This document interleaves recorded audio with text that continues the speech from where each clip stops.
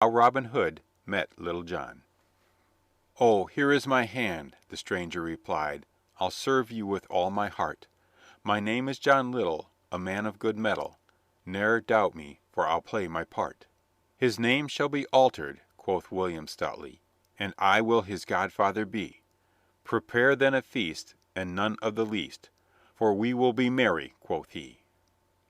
All that summer Robin Hood and his merry men roamed in Sherwood Forest, and the fame of their deeds ran abroad in the land. The Sheriff of Nottingham waxed wroth at the report, but all his traps and excursions failed to catch the outlaws. The poor people began by fearing them, but when they found that the men in Lincoln green who answered Robin Hood's horn meant them no harm, but despoiled the oppressor to relieve the oppressed, they gan to have great liking for them. And the band increased by other stout hearts till by the end of the summer fourscore good men and true had sworn fealty. But the days of quiet which came on grew irksome to Robin's adventurous spirit. Up rose he one gay morn and slung his quiver over his shoulders. "This fresh breeze stirs the blood, my lads," quoth he, "and I would be seeing what a gay world looks like in the direction of Nottingham town. But tarry ye behind in the borders of the forest, within earshot of my bugle call." Thus saying, he strode merrily forward to the edge of the wood, and paused there a moment, his agile form erect, his brown locks flowing, and his brown eyes watching the road, and a goodly sight he made, as the wind blew the ruddy color into his cheeks. The highway led clear in the direction of the town, and thither he boldly directed his steps. But at a bend in the road he knew of a bypath leading across a brook which made the way nearer and less open, into which he turned. As he approached the stream, he saw that it had become swollen by recent rains into quite a pretty torrent. The log footbridge was still there, but at this end of it a puddle intervened which could be crossed only with a leap, if you would not get your feet wet. But Robin cared little for such a handicap. Taking a running start, his nimble legs carried him easily over and balanced neatly upon the end of the broad log. But he was no sooner started across than he saw a tall stranger coming from the other side. Thereupon Robin quickened his pace, and the stranger did likewise, each thinking to cross first. Midway they met, and neither would yield an inch. "Give way, fellow!" roared Robin, whose leadership of a band, I am afraid, had not tended to mend his manners. The stranger smiled. He was almost a head taller than the other. "Nay," he retorted, "fair and softly. I give way only to a better man than myself." "Give way, I say," repeated Robin, "or I shall have to show you a better man." His opponent budged not an inch, but laughed loudly. "Now, by my halidom," he said good-naturedly, "I would not move after hearing that speech, even if minded to it before. For this better man I have sought my life long. Therefore show him to me, an it please you." "That will I right soon," quoth Robin. "Stay you here a little while, till I cut me a cudgel like unto that you have been twiddling in your fingers." So saying, he sought his own bank again with a leap, laid aside his long bow and arrows, and cut him a stout staff of oak, straight, knotless, and a good 6 feet in length. But still it was a full foot shorter than his opponent's. Then back came he boldly. "I mind not telling you, fellow," said he, "that a bout with archery would have been an easier way with me. But there are other tunes in England besides that the arrow sings." Here he whirled the staff about his head by way of practice.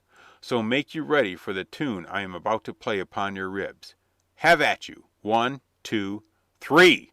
roared the giant, smiting at him instantly. Well was it for Robin that he was quick and nimble of foot, for the blow that grazed a hair's breadth from his shoulder would have felled an ox. Nevertheless, while swerving to avoid this stroke, Robin was poising for his own, and back came he forthwith. Whack! Whack parried the other. Whack! Whack! Whack! Whack! The fight waxed fast and furious. It was strength pitted against subtlety, and the match was a merry one. The mighty blows of the stranger went whistling around Robin's ducking head, while his own swift undercuts were fain to give the other an attack of indigestion.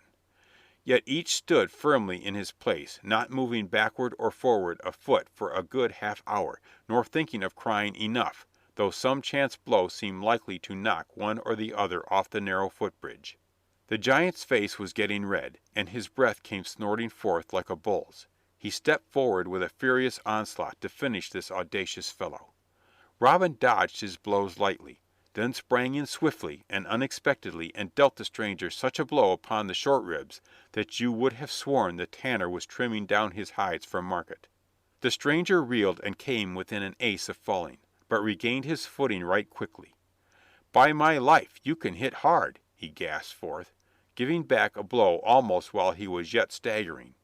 This blow was a lucky one. It caught Robin off his guard. His stick had rested a moment while he looked to see the giant topple into the water, when down came the other upon his head. Whack! Robin saw more stars in that one moment than all the astronomers have since discovered, and forthwith he dropped neatly into the stream. The cool, rushing current quickly brought him to his senses. Howbeit, he was still so dazed that he groped blindly for the swaying reeds to pull himself up on the bank. His assailant could not forbear laughing heartily at his plight, but was also quick to lend his aid. He thrust down his long staff to Robin, crying, "Lay hold of that, and your fist whirl not so much as your head." Robin laid hold and was hauled to dry land for all the world like a fish, except that the fish would never have come forth so wet and dripping. He lay upon the warm bank for a space to regain his senses. Then he sat up and gravely rubbed his pate. "By all the saints," said he, "you hit full stoutly. My head hums like a hive of bees on a summer morning." Then he seized his horn, which lay near, and blew thereon 3 shrill notes that echoed against the trees. A moment of silence ensued, and then was heard the rustling of leaves and crackling of twigs like the coming of many men, and forth from the glade burst a score or two of stalwart yeomen, all clad in Lincoln green like Robin, with good Will Stutely and the widow's 3 sons at their head. "Good master," cried Will Stutely, "how is this? In sooth there is not a dry thread on your body." "Why, marry," replied Robin, "this fellow would not let me pass the footbridge, and when I tickled him in the ribs, he must needs answer by a pat on the head which landed me overboard." "Then shall he taste some of his own porridge," quoth Will. "Seize him, lads." "Nay, let him go free," said Robin. "The fight was a fair one, and I abide by it. I surmise you also are quits?" he continued, turning to the stranger with a twinkling eye. "I am content," said the other, "for verily you now have the best end of the cudgel. Wherefore I like you well, and would fain know your name." "Why," said Robin, "my men and even the Sheriff of Nottingham know me as Robin Hood, the outlaw." "Then I am right sorry that I beat you," exclaimed the man, "for I was on my way to seek you, and to try to join your merry company. But after my unmannerly use of the cudgel, I fear we are still strangers." "Nay, never say it," cried Robin. "I am glad I fell in with you, though sooth to say I did all the falling." And amid a general laugh the 2 men clasped hands, and in that clasp the strong friendship of a lifetime was begun. "But you have not yet told us your name," said Robin, bethinking himself. "Whence I came, men call me John Little." "Enter our company, then, John Little, enter and welcome. The rites are few, the fee is large. We ask your whole mind and body and heart, even unto death." "I give you the bond, upon my life," said the tall man. Thereupon Will Stutely, who loved a good jest, spoke up and said, "The infant in our household must be christened, and I'll stand godfather. This fair little stranger is so small of bone and sinew that his old name is not to the purpose." Here he paused long enough to fill a horn in the stream. "Hark ye, my son," standing on tiptoe to splash the water on the giant, "take your new name on entering the forest. I christen you Little John." At this jest the men roared long and loud. "Give him a bow and find a full sheath of arrows for Little John," said Robin joyfully. "Can you shoot as well as you fence with the staff, my friend?" "I have hit an ash twig at 40 yards," said Little John.